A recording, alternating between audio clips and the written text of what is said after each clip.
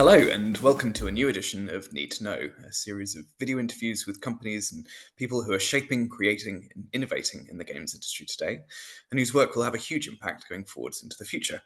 Today, I'm delighted to welcome Jon Torrens, here to talk to us today all about speaking with confidence. Jon, it's lovely to have you here. Thank you so much for joining us. I really appreciate it. Great to see you. Thanks for having me on. No worries. Before we get going, do you want to tell our viewers a little bit about your background and what it is that you do?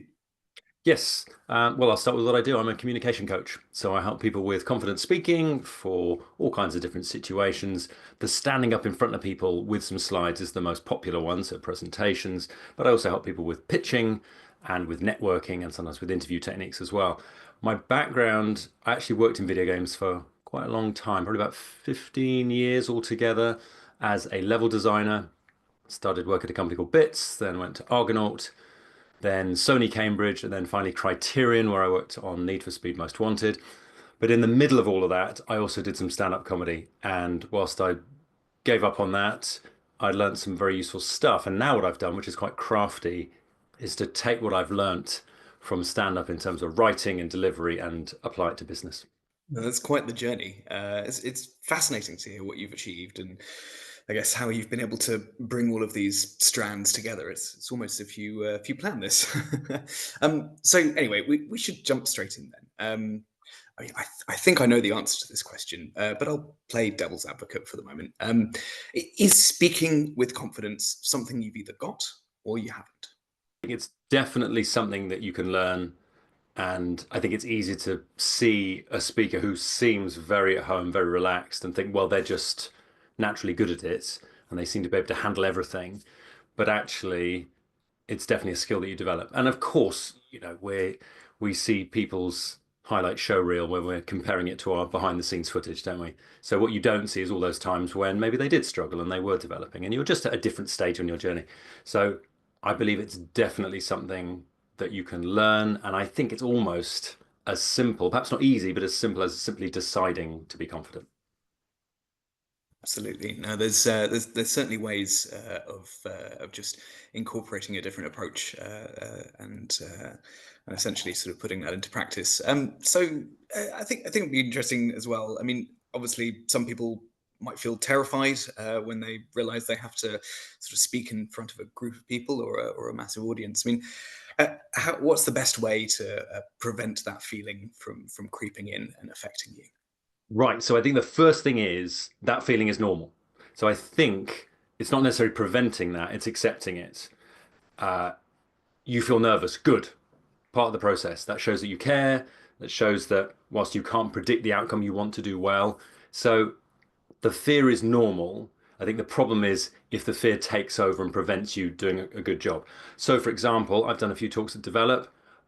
Before I go and give that talk, my heart is racing. So I am fired up and I don't mind telling you a little bit nervous. But I know that, well, all I have is basically it'll probably go well. So it's perfectly normal to feel nervous. And in fact, if someone tells me, oh, I don't get nervous speaking in front of people, I think there's something wrong. Yeah, absolutely. I'm with you on that. Okay, so harnessing harnessing that and sort of normalizing it are all Mm. sort of, helpful tips there. It's really good. And from your perspective as well, I mean, what helps sort of create a presentation? I mean, what can you do to sort of make the most out of that situation?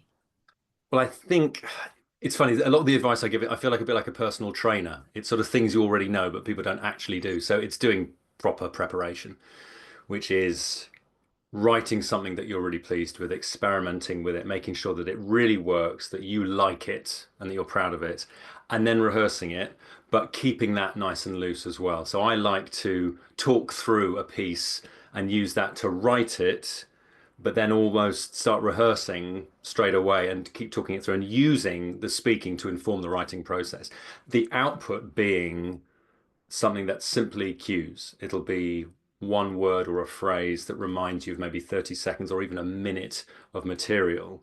So your objective is not to deliver this perfect thing because you'll set yourself up for a fall. You'll be stressing about getting it perfectly right. Your objective is to go there with what might be 80% fairly certain what it's going to be. And then you've got permission to have fun with the other 20%. And you might need to interact with the audience or shorten the time because you haven't got enough time. So it's giving yourself permission to have a bit of flexibility with it, but having some material that you've created that you think will work. Absolutely. I mean, for some people, this might sort of appear risky, but there is that sort of authenticity element that we need to consider. What would you sort of say between those two pieces?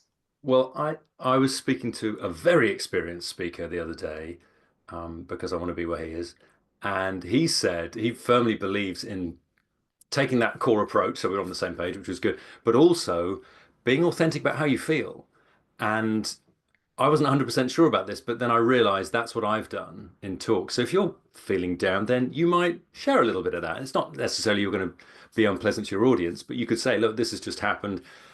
And by doing that, of course, you're being authentic and the audience loves that. They want to see, oh, this is what you're actually about. This is what makes you tick.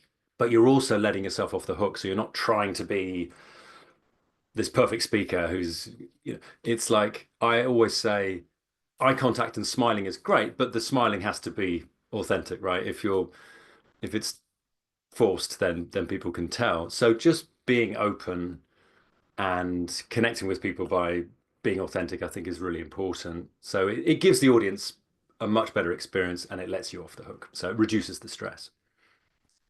Absolutely. I mean, around that sort of notion of stress and feeling sort of calmer. I mean, are there any sort of tips that you would give on how to manage that perhaps both before a talk and obviously during as well? Yeah, definitely. Well, I think in that moment, we talked about fear earlier on, in that moment where someone says, oh, you're going to go to this conference, give a talk, or you realize, oh no, tomorrow I'm going to have to speak to this group, whatever it is. I think it's a huge thing. And again, it's super simple, but incredibly difficult. And I'm still struggling with it, which is self-acceptance. It's being happy with your level of knowledge and realizing that if you don't know the answer to something, it doesn't matter.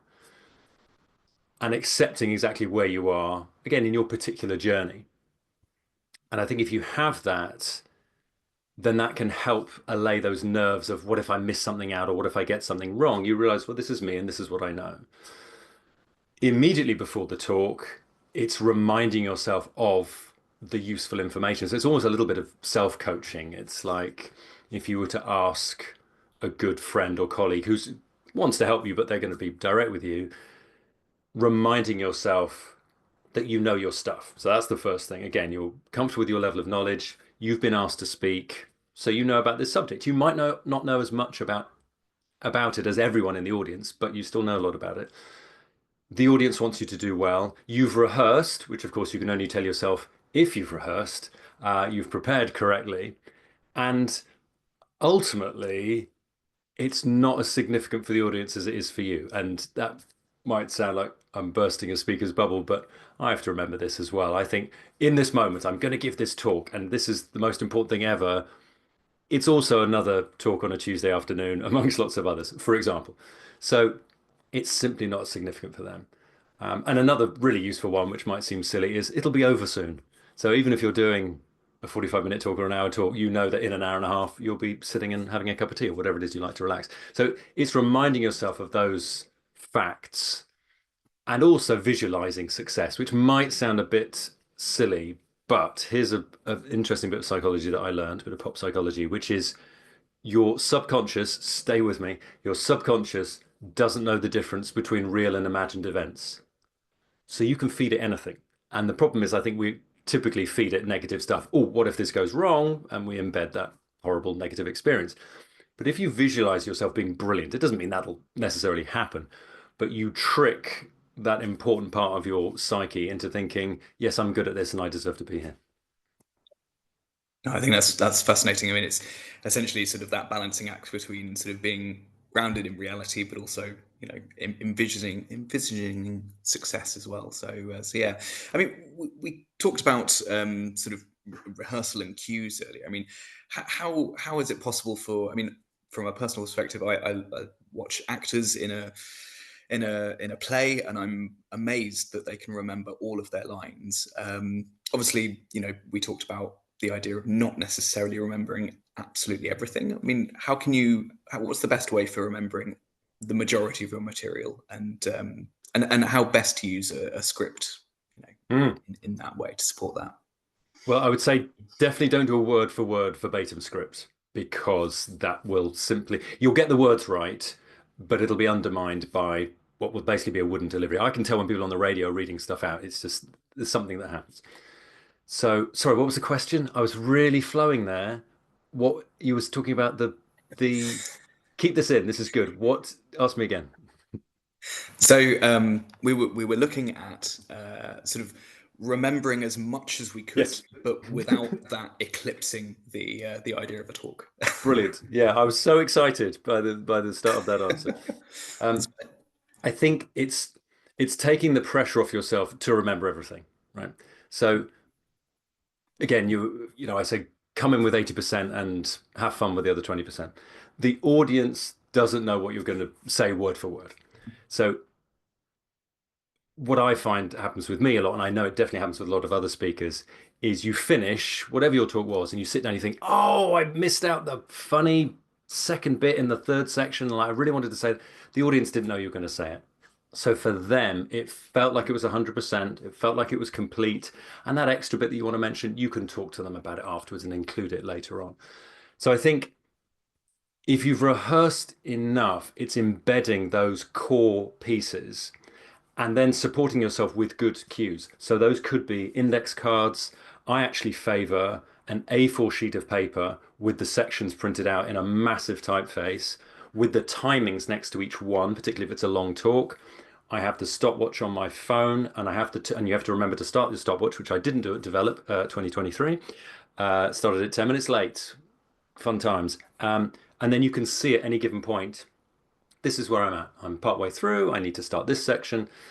And if you do that properly, then you'll bring it in exactly on time. But here's the thing, there will probably be a moment partway through your talk where your brain just explodes and you can't remember anything. And you don't know what you're talking about. You don't know where you were. You've no idea what's happening.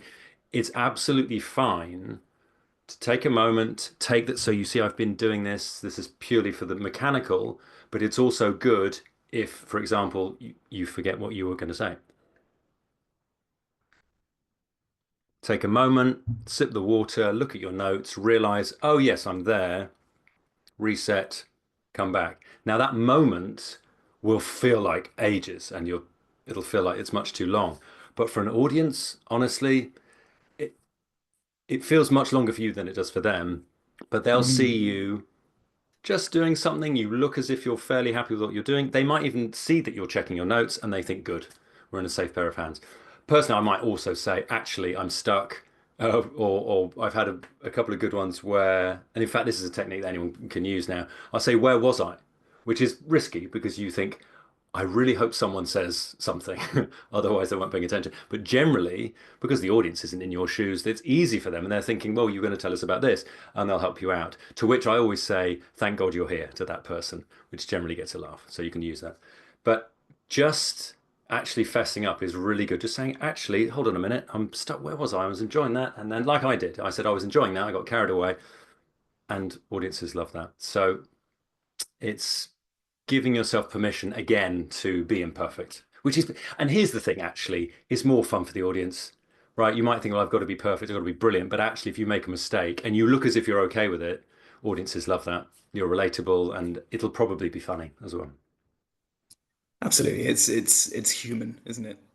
Which is reassuring to any audience, really. That's it. That's what we want to see. As soon as you start, we want to see, are you human? Good. Then we'll listen to Yeah, you. no, that's good. I think interesting. I mean, maybe this is sharing a little bit too much for our Ukie viewers, but I Oh, play in a bunch of bands, and and often I will play something 95% correct on stage, and I come off stage and I think I dwell too much on that 5% that's left over, and actually, the audience doesn't know about that 5%. They don't realize that I've messed up that way. And so yeah, it doesn't make sense to dwell on that. So yeah, no, it's good. I think you touched on a couple of points there on being funny or missing a joke or telling a joke. Mm. How would you sort of talk about humor when it comes to sort of speaking professionally, I suppose? What would you say It's a about dangerous game. It's a dangerous game, Leo. It's really it's tricky. What I would say is don't do a line or a joke or a thing unless you're absolutely certain. Uh, Much better, I think, to set a tone that is light, where you're just chatting to people. Because honestly, the funny bits are just pointing out things that are going on. That's what I love. I'll point out something that somebody's wearing in a nice way, or just a reference, just anything that's going on. And develop this one of the rooms at the Metropole is a it's a ballroom and it's got mirrors down each side. And I was talking about researching the venue, and I just said I refuse to give a talk in any room that doesn't have mirrors down both sides, right? And that in itself isn't necessarily a funny fact, but then when people noticed, then that was funny. So it's having a lightness about it and not necessarily trying too hard. If there's ever a challenge or a problem and something seems to go wrong, the audience is looking to see, right, how are you going to handle this? And again, it's being comfortable with your level of knowledge. So let's say you do make a really silly mistake or there's something stupid on the slide or you get it wrong. If you respond to that with, right, that's wrong. That shouldn't have happened. What I should have done was this. That punctures the tension and that will typically get a laugh. So you're not necessarily doing it to get a laugh, but that's generally what happens because it's just a nice, relatable thing. So I think going in with the objective, and I guess this is a general thought of I'm going to share this thing, I'm going to tell the audience this thing, and I'm going to have some fun, right? It might seem very counterintuitive to go and give a talk in front of people and to have fun, but if you go in there with that mindset, then I think good things can happen, and there might be some fun and some humor. Yeah, definitely. I think that's solid advice. I think I mean all of this feeds into, maybe we should talk about sort of why this is important from a sort of professional perspective. That there's so many opportunities for people within the games industry to talk about matters that they are experts in, that they're passionate about, and like you've mentioned, places like GDC and Develop Brighton are all fantastic opportunities to sort of get in front of people and actually, contribute, bring something to the table, which is ultimately this is how the industry is going to develop internally. Yeah. No, that's fascinating. Well, thank you so much, Jon. It's been really, really lovely talking to you. um, I'll, I'll leave in maybe a couple of our mistakes for Oh, the please do. benefit of our Yeah. viewers. I should also say, some of the things that we're working on together.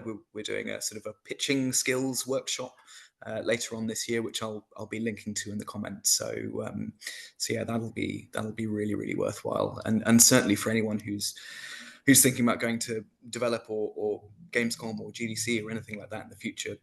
Your services are really, really helpful on that front. So thank you so much. All right. Great. Thank you. Yeah, well, no problem at all. And thank you so much for joining us today. I really appreciate it. And thank you too to our audience who tuned in to catch this video. There's plenty of other need to know videos out there on our Ukie TV channel on YouTube. Thank you for enjoying this one, and more very soon. Thank you so much.